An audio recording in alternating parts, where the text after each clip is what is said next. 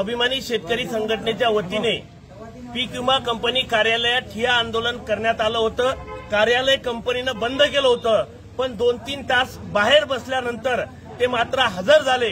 आज ज्या शेतकऱ्यांना पैसे आलेले नाहीत त्या शेतकऱ्यांसंदर्भात त्यांनी एक पत्र आपल्याला इश्यू केलेलं आहे।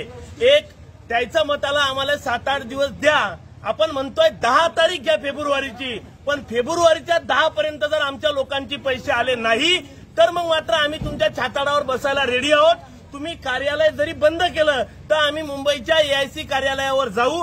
आज तुम्ही आम्हाला जे लेटर इश्यू केलंय याप्रमाणे तुम्ही वागलं पाहिजे आणि आमच्या राहिलेल्या 20,000 लोकांचे पैसे हे त्याच्या खात्यात पडले पाहिजे। खऱ्या अर्थानं आमची प्रामाणिकतेने हीच इच्छा आहे। कंपनीनं जसं आम्हाला लेटर इश्यू केलं तसं कंपनीनं प्रामाणिकतेनं राहावं व आमच्या शेतकऱ्याला आमचे हक्काचे पीक विम्याच्या अग्रिम रक्कमचे 25% सोयाबीनचे पैसे ताबडतोब खात्यात टाकणं सुरू करावे, हीच आमची एआयसीला विनंती आहे आणि सांगणं सुद्धा आहे की आम्हाला तेवढं सहकार्य करा, अन्यथा उग्रपणे आंदोलन सुद्धा आम्हाला पुढच्या काळात करावं लागेल। ही वेळ आमच्यावर येऊ देऊ नका। 20,000 शेतकरी तुमच्या पैशाच्या प्रतीक्षेत आहेत, कारण सोयाबीनचा दर पडलाय आणि पुन्हा आम्हाला तुरीसाठी आणि येत्या काळामध्ये कपाशीसाठी तुमच्या कार्यालयाची भेट घेण्यात आहे। त्यामुळे काही चिंता करू नका। सर्व शेतकऱ्यांना माझी विनंती आहे, 10 फेब्रुवारीपर्यंत शांतता ठेवा। आपल्याला पैसे पडणं सोयाबीनच्या अग्रिम रक्कमचे सुरू होतील, काही चिंता करायचं काम नाही झाले तर आपल्याकडे लेखी रायटिंग आहेच।